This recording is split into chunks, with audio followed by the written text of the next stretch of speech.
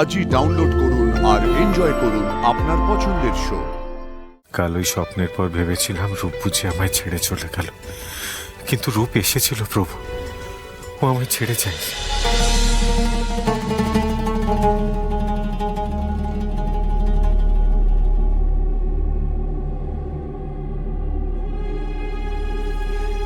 অচিন, আমার সঙ্গে থানায় চলতো, একটা মিসিং ডায়েরি করতে হবে। তাড়াতাড়ি তাড়াতাড়ি চল। ও মা গো, আমাদের কি সর্বনাশ করলে তুমি, কি সর্বনাশ করলে। রূপ, রূপ তুই তো চলে গেলি। রূপ, আমাদের গোড়াটাকেও নিয়ে গেলি। সে যদি নিজেকে সামলা। আমরা কি নিয়ে থাকবো গো, আমরা কি নিয়ে থাকবো গোড়ায়? তুই কি করলি গোড়ায়, তুই কি করলি গোড়া?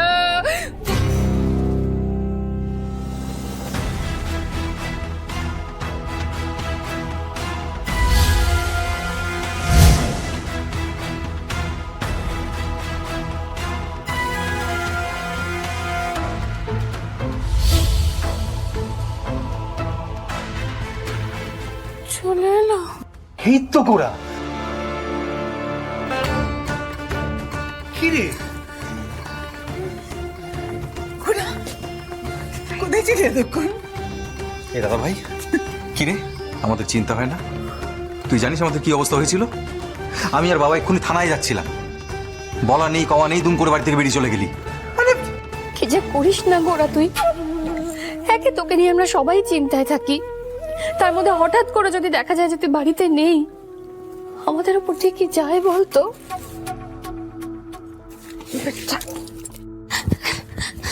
কোথায় গেছিলে তুমি, কোথায় গেছিলে তুমি জানো?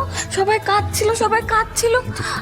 বৌদি ভাই নেই, তুমি ছিলে না। আমি খুব ভয় পেয়ে গেছি দাদা ভাই। কেন? খুব ভয় পেয়ে। এই তো আমি আছি, তুই কেন ভয় পাচ্ছিলি? ভয় পাবি না, একদম ভয় পেতে নেই। হিন্দু কি দেখছো? হ্যাঁ, আমাদের শান্তি নেই বুঝলে তো। গৌর আমাদের শান্তি দেবে না, আমাদের ভাগ্যে ওই কাঁচকলাই লেখা আছে। কি যে করিস না গোড়া। আরে তুই যেখানেই যা বলে যাবি না। এদিকে বাড়ি শুদ্ধ সবাই কেঁদে কেটে একসা হচ্ছে। এই বড় বৌদির অবস্থাটা দেখ, সকাল সকাল যত সব হুজ্জুতি। জয় গৌর, জয় নিতাই। জয় গৌর। আরে এটা বৈষ্ণব বাড়ি, এই কথাটা তো তোকে মাথায় রাখতেই হবে। তোর এই হুজ্জুতির জন্য প্রভুর নিয়ম নিষ্ঠা ব্যাঘাত ঘটছে না। হিন্দু,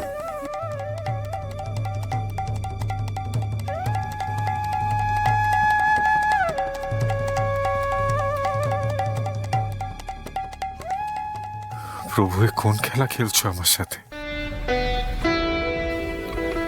কাল রাতে রূপ বললো চলে যাচ্ছি, ওকে খুঁজতে ঘর ছাড়লাম, দেখি অদ্বিতীয়া জলে ভাসছে।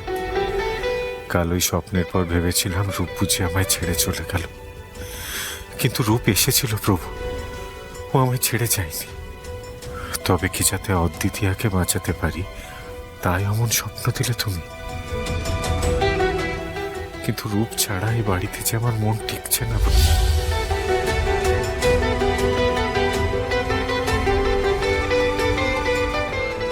দেখি না,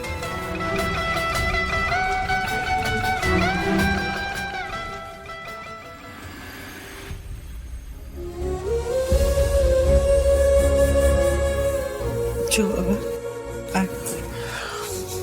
মা, একটু চা খাও না গো। দেবো তো বাবা।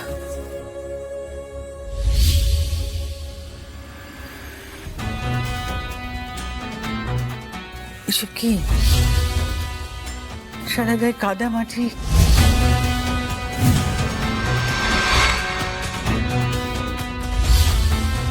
সত্যি করে বলতো গোড়া, কোথায় গেছিলি তুই? ও কিছু না মা, শরীরটা একটু আনচান করছিল, তাই গঙ্গা একটা ডুব দিয়ে এসেছিলাম।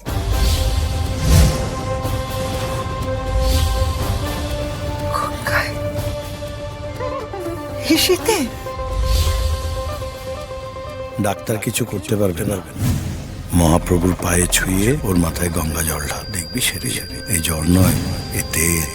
ও আর 5টা শিশুর মতো নয়, ওকে সামলে রাখিস। আমি গোড়ার কোষ্ঠীতে দেখেছি 30 বছর পর ওর জীবনে বিরাট পরিবর্তন আসবে। তীব্র শোকে গোড়ার মনে বৈরাগ্য আসলেও ওকে যে সংসারে বড্ড প্রয়োজন প্রভু, ওকে বেঁধে রেখো, ওকে বেঁধে রেখো প্রভু। এত চিন্তা করছো কেন মা? আমি তো 7 হাত জানি, চেষ্টা করেও ডুবতে পারবো না।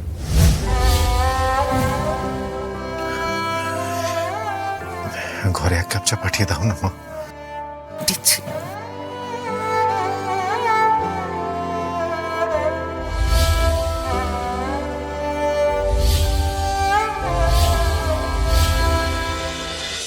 হে কৃষ্ণ, আমার ছেলেটার মনের মধ্যে যে কি চলছে মা হয়েও বুঝতে পারি না আজকাল।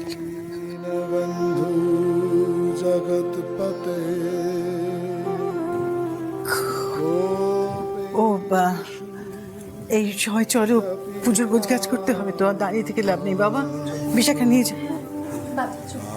রাধাকান্ত নমস্তুতে।